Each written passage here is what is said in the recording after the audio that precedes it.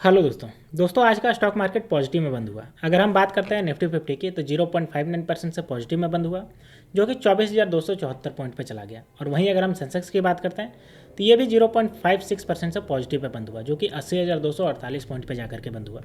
तो चलिए हम बात करते हैं कि आज के दिन जो बड़ी बड़ी कंपनियों से लेकर के न्यूज़ निकल के आए, जिसकी वजह से इनके स्टॉक प्राइस जो है वो चढ़े हैं, जंप किए हैं, इसके बारे में बात करते हैं। एक ऐसा भी है जिसमें अपर सर्किट लगा और कुछ ऐसे भी जिसमें 4 से 5% बढ़े हैं।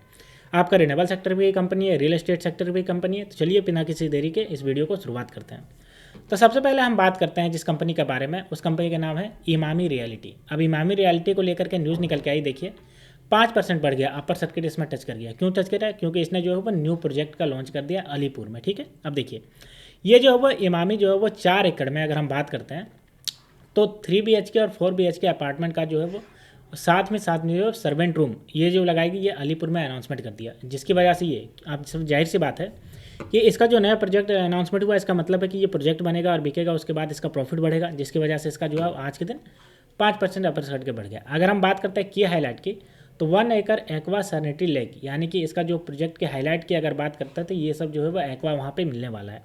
साथ ही अगर हम बात करते हैं इसके कुछ चीज़ के बारे में तो देख लेते हैं। तो यहाँ पे देखिए हाईलाइट करके बता दे रहा हूँ। 5% एफ कट पहुँच गया, जो कि 111 रुपये 7 पैसे पहुँच गया आज के दिन, दिसंबर 2 के दिन।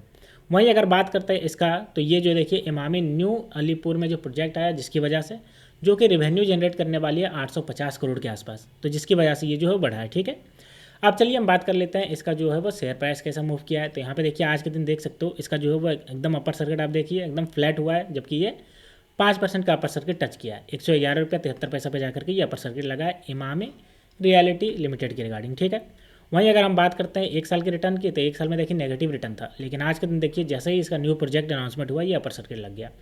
अब हम दूसरे न्यूज़ की बात करते हैं जो कि निकल के आया आपका बीकन से। तो क्या निकल के आया? तो देखिए बीकन का शेयर जो है वो 4% जंप कर गया, जैसे ही US FDA से अप्रूवल मिल गया येसी टेक का, यानी कि इसको जो है वो एक एंटीबॉडी बनाने के काम करती है, एक आपकी मेडिकल सेक्टर की कंपनी है बीकन। उसको जैसे ही US डिपार्टमेंट से अप्रूवल मिल गया कि वहाँ पे अब जो है वो फूड ड्रग्स की तरफ से जो US का डिपार्टमेंट है वहाँ से कि आप जो है वो ये जो एसीटेक है जो एंटीबॉडी है उसको आप बेच सकते हो। ठीक है, तो जिसकी वजह से है कि US में अब इसका मार्केट बढ़ेगा, और यही वजह है कि इसका 4% अपर सर्किट लग गया। अब चलिए हम इसकी बात कर लेते हैं थोड़ा सा। तो यहाँ पे देखिए इसको मैं आपको बता देता हूँ। तो देखिए बीकन को जो है वो US फूड एंड ड्रग्स की तरफ से जो है वो अप्रूवल मिल गया बाइकॉन बायोलॉजिकल एसीटेक के bio similar to J&J stellar, यानी कि देखिए ये जो है वो बायोलॉजिकल एसीटिकन है। ठीक है, जिसकी वजह से इसका जो है वो 3% बढ़ गया 12:10 के आसपास, और जो 375 रुपये पे जाकर के पहुँच गया था। वहीं अगर बात करते हैं तो 47% का इसने 1 साल में अपना जो है वो गेन दिखाया है। ठीक है, निफ्टी 50 वहीं जो है वो 11% मात्र बढ़ा है। अगर बात करते हैं यासीटेक, ये जो है तो monoclonic antibody is approve for the treatment of Crohn disease, यानी कि देखिए ये जो है वो आपका क्रोन डिजीज़ है, अनक्लियर क्लोटिक एंड द प्लेग, ये सब जितना भी डिजीज़ है, ये तो बहुत हार्ड नाम होता है डिजीज़ का, तो ये सब जितना भी डिजीज़ है वो सब जो है वो क्योर करने के लिए इसका इस्तेमाल किया जाएगा यासीटेक का। तो इसके लिए है इसको अप्रूवल मिल गया। अब चलिए हम इसको देख लेते हैं कैसे इसका प्राइस बढ़ा है। तो यहाँ पे आप देख सकते हो बीकन इंडिया का, आप देखिए आज के दिन 2.56 पे जाकर के ये बंद हुआ परसेंटेज पे 374 रुपये 50 पैसा। वहीं अगर हम बात करते हैं 1 साल के रिटर्न, तो 1 साल में देखिए 55.62% का रिटर्न दिया अपने इन्वेस्टरों को। ठीक है, तो ये दूसरी न्यूज़ हो गई। तीसरा बात करते हैं जो कि स्टर्लिंग एंड विल्सन की तरफ से आ रहा है, जो कि रिन्यूएबल सेक्टर की कंपनी है। इसको जो है वो 508 करोड़ का ऑर्डर इसने जो है वो जीत लिया, और 508 करोड़ का ऑर्डर जीतने का सीधा मतलब है कि स्टॉक प्राइस इसका बढ़ गया।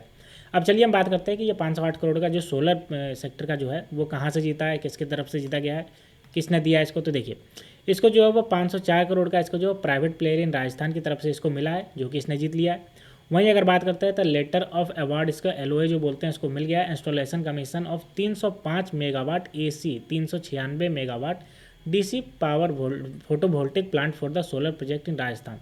अब देखिए 305 मेगावाट AC और 396 मेगावाट DC फोटोवोल्टिक प्लांट लगाने वाली है राजस्थान में, जिसको प्राइवेट प्लेयर की तरफ से 504 करोड़ का इसको मिल गया। ठीक है, अब जाहिर सी बात है कि ये जो है वो आपका इंडिपेंडेंट पावर प्रोड्यूसर की तरफ से प्रोजेक्ट मिला है, प्राइवेट यानी कि प्राइवेट कंपनी ने दिया है, जिसकी वजह से इसका जो है वो आज के दिन इसका शेयर प्राइस बढ़ गया। तो चलिए हम देख लेते हैं शेयर प्राइस कैसे बढ़ा है इसका। तो यहाँ पे देख सकते हो इसका ये देखिए Sterling and Wilson renewable energy की बात करते हैं तो देखिए 1.24% से बढ़ा 492 रुपये 50 पैसे पर जाकर के पहुंचा। 1 साल के रिटर्न की बात करते हैं तो 33.80% का 1 साल में रिटर्न दिया। अगले न्यूज़ की बात करते हैं जो कि बजाज फाइनेंस की तरफ से आया। तो बजाज फाइनेंस में जो है वो एक बड़ी रैली देखने को मिल सकती है। हालांकि अभी अभी जो है वो आरबीएल बैंक से इसका एग्रीमेंट टूटा है, लेकिन इसके बावजूद भी इसके जो ब्रोकर है इसको लेकर के बुलिश हैं। देखिए, अब पहले क्या था कि बजाज जो जारी करती थी एग्रीमेंट, आपका जो कार्ड जारी करती थी वो दोनों का था, यानी कि जो क्रेडिट कार्ड जारी होता था उसमें आरबीएल बैंक का भी नाम होता था और बजाज फाइनेंस का भी नाम होता था, जो कि 8 साल पुराना एग्रीमेंट था जो ख़त्म हो गया। लेकिन दोनों कंपनियों ने अब नया नया एग्रीमेंट जारी करेगी, नया नया अपना क्रेडिट कार्ड जारी करेगी। इसके बावजूद भी अगर बात करते हैं तो ये जो है वो आपका बढ़ने वाला है। क्यों बढ़ने वाला है, इसको लेकर के ब्रोकरेज क्यों पॉजिटिव में है, तो चलिए इसके बारे में मैं आपको बताता हूँ। तो यहाँ पे देखिए, ब्रोकरेज पॉजिटिव रहने के पीछे अगर रीज़न की बात करते हैं तो यहाँ पे 1 मिनट में हाईलाइट करके आपको दिखा देता हूँ। देखिए, ब्रोकर खम एमके ग्लोबल फाइनेंशियल ने बजाज फाइनेंस में तेजी की उम्मीद जताई है। ब्रोकर ने आज 2 दिसंबर 2024 को अपनी रिसर्च रिपोर्ट में स्टॉक को बाय रेटिंग दी है और 8,400 रुपये का टारगेट प्राइस तय किया है। इस हिसाब से कंपनी के शेयरों में 26% की मजबूत रैली की संभावना है। देखिए, यहाँ से जो है वो 8,400 रुपये तक का टारगेट दिया है कि यहाँ तक ये जाएगा। और कौन, एमके ग्लोबल फाइनेंस, ये बहुत अच्छी खासी ब्रोकर मानी जाती है।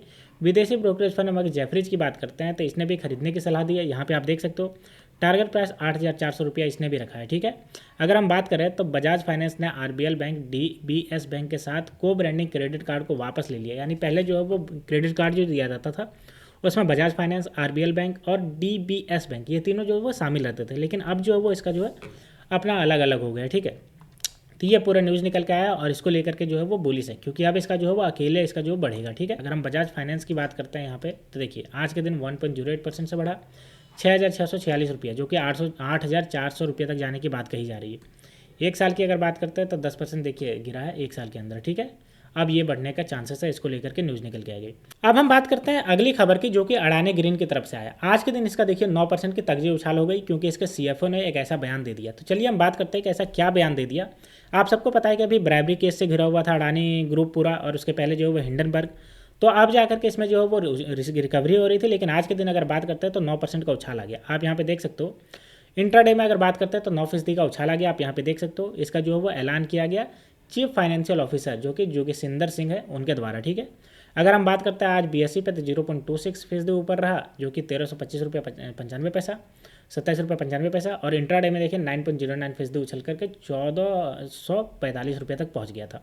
तो चलिए देखते हैं कि इन्होंने ऐलान क्या किया है। तो उनके ऐलान की अगर बात करें तो अगले साल अप्रैल और जून के बीच में रद्द किए गए बॉन्ड डॉलर को फिर से लाने पर विचार होगा। यानी कि बॉन्ड डॉलर से जो पैसे जुटाने वाली है कंपनी, जिसको रद्द कर दिया गया था ब्राइबरी केस के आने की वजह से, इसको फिर से विचार किया जाएगा अप्रैल जून के बीच में लाने के लिए। हालांकि यह मौजूदा निर्भर करता है अडानी ग्रीन ही नहीं, ग्रुप के सभी कंपनियों में पब्लिक बॉन्ड सेल्स की जा सकती है। बता दें कि हाल की घुसखोरी मामले में अमेरिका आरोप के घिरने के बाद अडानी ने अपने 60 करोड़ डॉलर के बॉन्ड ऑफर को वापस ले लिया। यानी कि 60 करोड़ डॉलर जुटाने वाली थी बॉन्ड जारी करके, उसको वापस ले लिया था। लेकिन फिर से जो है वो अगले साल अप्रैल और जून के बीच में ये ला सकती है। तो ये जो है वो बहुत बड़ी न्यूज़ है, क्योंकि बॉन्ड के जरिए जितना भी पैसा आएगा उसको जो है वो अडानी ग्रीन अपना जो है वो अपना जो जितना भी इसका कैपेसिटी है ग्रीन एनर्जी का, वो बढ़ाने में लगाएगी। तो ये इसका फ़ायदेमंद होने वाला है। ठीक है, अब चलिए हम इसको लेकर के देखते हैं कि इसका जो है वो प्राइस कैसे मूवमेंट किया है। तो देखिए, आज के दिन बात करते हैं तो 0.36% आपका बढ़ा है और 1328 रुपये पर बंद हुआ। आपको बता दूं मैं कि ये इंट्राडे में आपका जो है वो 9% जंप किया अडानी ग्रीन एनर्जी। ठीक है, तो दोस्तों ये थी पूरी न्यूज़, ये सब कंपनियों को लेकर के जो आज के दिन मार्केट में छाए रहे। तो दोस्तों अगर आपको ये वीडियो पसंद आई होगी तो वीडियो को लाइक करिए और चैनल को सब्सक्राइब करिए। तो मिलते हैं दोस्तों नेक्स्ट वीडियो में, तब तक के लिए स्टे ट्यून्ड, थैंक यू।